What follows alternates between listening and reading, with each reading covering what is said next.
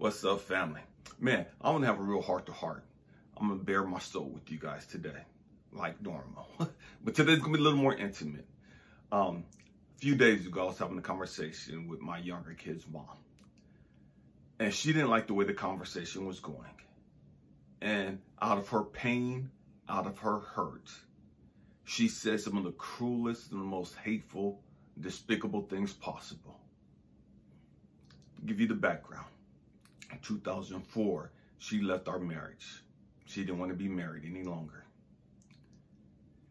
A few years later, after dealing with that brokenness, after dealing with that pain, that rejection, that abandonment, and letting go of the hatred and the bitterness that I had built up towards her for taking the kids and leaving, God blessed me with another wife, a beautiful wife.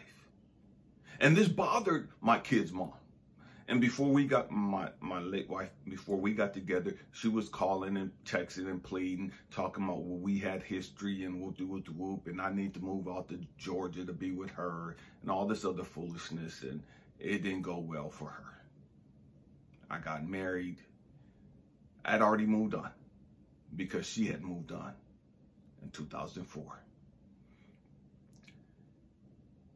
My late wife and I was together for 8 years before she passed away from stage 4 breast cancer. When we found out that she had cancer, it was a few months after my brother had passed away from colon cancer. We found out in February of 2015 that she had stage 4 breast cancer. It was already in her lymph nodes. It already spread throughout her entire body.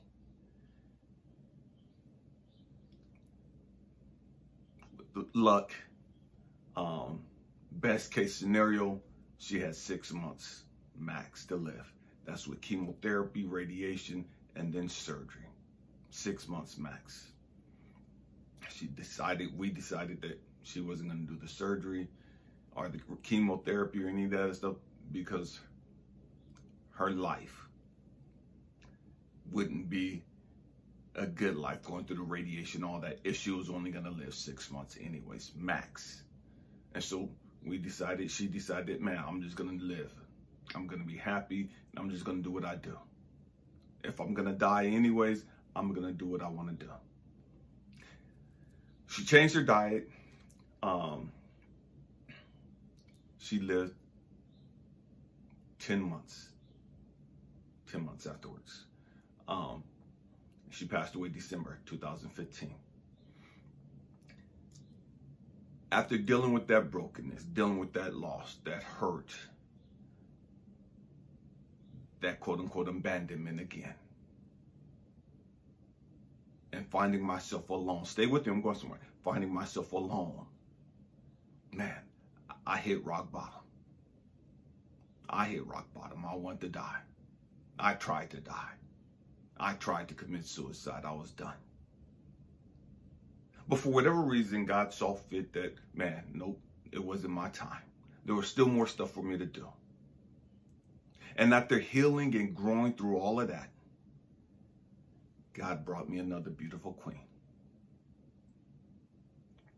Now, my late wife and I was talking,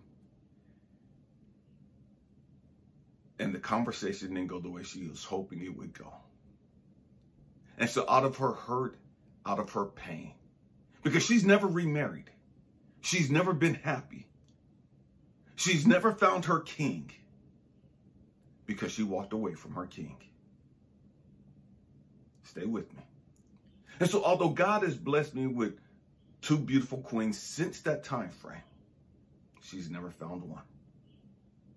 And so out of her hurt, out of her pain, she was talking to me the other day, and she said, you have to accept responsibility. You killed your wife. You killed Cecilia. You killed her. Because you wouldn't do chemotherapy. Understand, my younger kid's mom is a registered nurse, has her master's degree. She understands stage 4 breast cancer. She understands the prognosis, when it's already spread throughout your body. The odds against surviving that, even with chemo, radiation, and surgery. She understands that. She's not new to this. But because of her hurt and her pain, because I'm happy and I've moved on with my life, because I have joy and peace of mind and happiness, and she doesn't. I have somebody in my life, my ride or die, my ace boom coon, my queen, my best friend, my road dog, because I have all that in my life, and she doesn't have anyone in her life. She's victimized. She's hurt. Why am I sharing this story with you? It's not to put her down. It is what it is. So many people that have messed up in life. So many people that have made bad choices in life. So many people that did the wrong thing. Because they haven't healed, because they haven't grown through it, they will now play the victim. And while playing the victim, they're going to do anything and everything because they're on that low vibrating frequency of victimhood, of loneliness, feeling abandoned even though she left the marriage and hooked back up with her previous boyfriend. Even though all this is true, she now plays the victim. Even though all this is true, she now wants to kill and destroy my peace and my joy because she doesn't have any. And I'm sharing that to let you know that, man, understand, hurt people hurt people. Hurt people hurt people. It is what it is. It is what it is. Don't allow other people's pain and their suffering to lower your frequency. If you moved on and you've healed, don't allow their hurt and the crazy toxic bullshit that they spew to disrupt your joy, to disrupt your happiness. The Bible says that the devil comes to steal, kill, and destroy. That's what the Bible says about the devil. And so when you look at people that's been hurt, that plays the victim role, even though they're the ones that perpetrated the pain and the brokenness in the first place, that caused the harm in the first place, now they want to play the victim. And now they want to sabotage your reputation. They want to try to destroy your character. They're going to say anything and do anything they can to try to kill your peace and your joy. They try to ruin what you have established, what you have going. It is what it is. Don't allow them to. Don't allow them to come into your life and mess up what you have. Don't allow them to rob you of the happiness and the joy and the peace that you have. They're miserable. Misery loves company. And the truth is, they're pissed off that you've been able to heal and move on and rediscover love again. You've been able to move on and find other people to come into your life that love and adore you. And they've never experienced that again. They've never felt that sweet embrace since you were in their life. They never had that encouraging support since you were in their life. They couldn't appreciate it. They didn't value it. And so they destroyed it. And now they're mad that they can't get it back. Now they're mad and angry and pissed that you're rejecting them. that you don't want them, that you won't give them another chance. It is what it is. Don't lose your peace, your joy, and your happiness over what other people think about you, over what other people try to do to you, over what other people try to say about you. It is what it is. And the trip is, she tried to say that my life is karma. She don't even understand karma. With her master's degree, she doesn't understand karma. And I explained to her, I said, yes, my life is my karma. After you left, years after you left, I met and fell in love with Cecilia. And we were together for 8 years. And then after she passed away,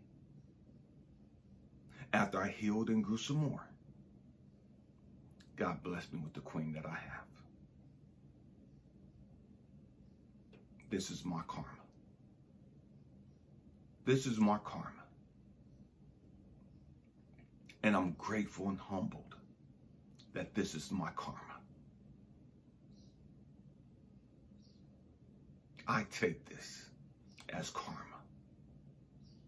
What does your life say about you? What does karma say about your life if you don't have any peace, if you don't have any joy, if you don't have any love, if you feel lonely and frustrated and victimized? You left a relationship in 2004.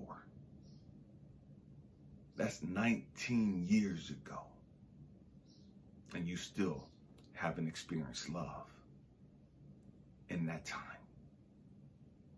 You still haven't found that person to want to spend the rest of their life with you.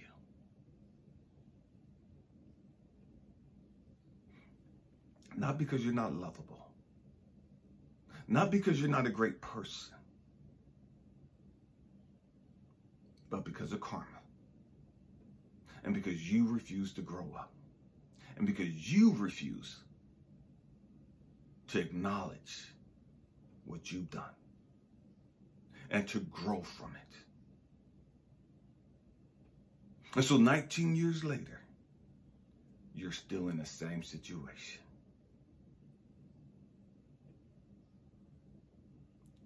Be careful who you allow into your life. I blocked her again. And I won't unblock her this time. I don't want the negativity. I don't need the negativity. You don't need the negativity in your life. Everybody can't be your friend. Everybody that tries to befriend you really don't want to be your friend. A lot of people want to get on the inside so they can sow discord. I have a younger sister just like that. Just like that. Hurt people hurt people. Don't allow their negativity. Don't allow their drama and their chaos in their life to infiltrate into your beautiful, loving, compassionate life. Don't allow those toxic people to get you to lower your frequency, to get on their level. Stay humble. Stay true. Stay you. And stay maintaining that high frequency. Man, I hope and pray that I've said something to encourage you, to inspire you, to uplift you. Namaste. The God in me sees, recognizes, acknowledges, and cherishes the God in each and every one of you. I love you, my beautiful queen and I. We love you guys, and we thank you for choosing to be part of this tribe.